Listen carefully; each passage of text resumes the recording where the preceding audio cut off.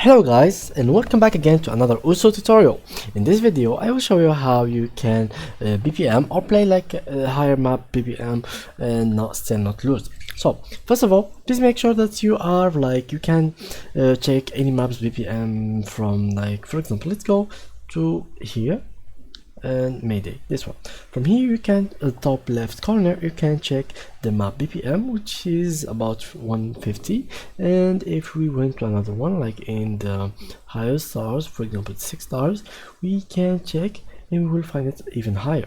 So what is really the BPM? The BPM is about, like, look at this, it's like 140 to 10k. The BPM basically is the speed, like it's the game usually, like, let's choose a map from here and Mayday, this one.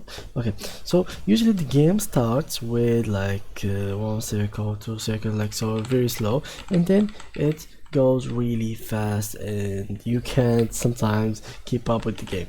So how to choose which map you can play or not? The BPM signal is what will tell you if you can keep with the game or not. So if you, for example, play this map and you could keep up with its speed up, the speed up, which is like in the middle of the song when there is a drop beat or something like that, there will be a speed up and the circles will be showing everywhere, and if you could keep up with it, that means that you are good and the BPM of this map is good for you. So if you found any other beat map, you will still can play it and have the same score that you had in the first beat map that you played. So let's say, for example, you want to make your BPM higher, to go further and to upgrade your BPM. So basically what you can do is, let's say, for example, here I am at the 150 BPM and I was doing good for at it.